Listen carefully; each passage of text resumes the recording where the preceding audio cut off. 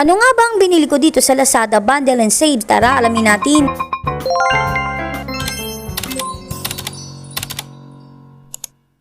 Ito, pag open nyo ng Lazada is pupunta kayo sa pinaka-upper part at makikita nyo na agad dito yung Bundle and Save. So, ito na nga yung Bundle and Save. Meron akong ditong video explaining what is Bundle and Save, kung paano kayo makaka-order. Pero ito nga, i-explain ko lang siya ng mabilisan. Itong Bundle and Save ay parang kagaya sa Lazada Choice. Ang pinagkaibahan lang ay ito ay manggagaling sa ibang bansa. Ang seller na nandito ay puro mga taga-ibang bansa or galing sa ibang bansa. Mostly talaga is China. Pag bumili kayo ng tatlo, ay magkakaroon kayo ng free shipping. Kahit anong shop pa yan, basta dito nyo lang bibilihin sa Bundle and Save. Kahit magkakaiba pa sila, basta automatic 3 is free shipping. So ito na nga yung unang-una kong in-order. Simulation shopping, cash, house toys, electronic game lighting and sound effect.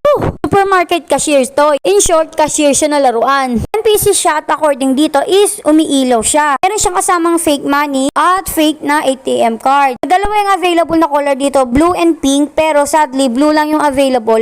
Kaya kumuha na ako ng dalawang blue. Tapos next naman ay itong ipet na 8 pieces at 20 pesos lang siya. Kasi ito kahit sobrang mura niya, always check nyo yung mga reviews kung maganda ba talaga. Ayo. Pag bumili naman talaga kayo any shop, dapat i-check nyo always yung review. Tapos ito nga, nag-order ako January 16 at na-receive ko siya ng 23. Eksaktong 1 week. Mostly talaga kapag ibang bansa galing, aabot ng 1 week. Kaya wag na kayo magtaka kung bakit siya matagal. Ito na nga, ito yung katunayan na na-order ko na talaga siya at dumating na siya. Yan, January 23 siya dumating. Na-receive ko siya agad-agad after 1 week. Tapos ito rin yung isa. Akin nyo, wala pang 100 pero may free shipping ako. Kasi 20 pesos yung ipit tapos 77 yung cashier kasi nga dalawa yung in-order ko. Pero kahit na ganun, basta 3 ang in-order mo, automatic na yun free shipping. So ito na nga, i-order receive ko na siya kasi nga na-receive ko na siya. At maya, ipapakita ko sa inyo sa end of the video kung ano yung itsura niya. Nung na-receive ko na siya, iba-unbox ko na siya ngayon na. So ito na nga, in-unbox ko na siya. Kita-kita nyo, nasa labas pa kami niyan. Hindi na kasi makapag-intay yung mga anak ko. Talagang gusto na nila makita dahil nga sinabi ko na toys yung darating. Yan, dalawa siya. Tapos yung ipit sa bahay na lang. So ito na nga siya. Binuksan ko na. Nandito sa loob yung mga fake money. Tapos nandiyan din yung ATM, hindi ko na nabidyohan. Complete siya, walang sira. Maganda yung packaging niya, which is talagang solid talaga kasi nga, syempre, ang daming pagdadaanan pa nito bago makarating sa atin. Tapos ito, hindi siya umiilaw, hindi siya napipindot. Ito lang parang scanner.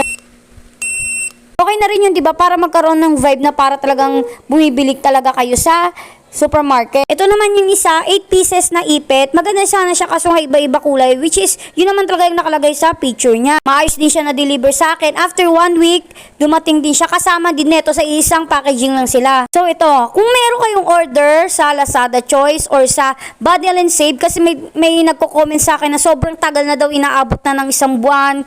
Yung order nila hindi pa rin dumatating. Meron akong video tungkol dyan, kung paano nyo gagawin, kung paano nyo ika-cancel. Kahit na hindi nyo mapindot yung cancel button. Kasi guys, kung 1 month na kayo nag-aantay, bitawan nyo na yan. Yung akin kasi is puro non-COD. Ibig sabihin is nga, nagbabayad na ako agad through GCash. Kaya siguro, nare-receive ko na agad. Pero hindi ko talaga alam sa kanila kung bakit ganon. Pero yun nga, thank you for watching. Yun lang!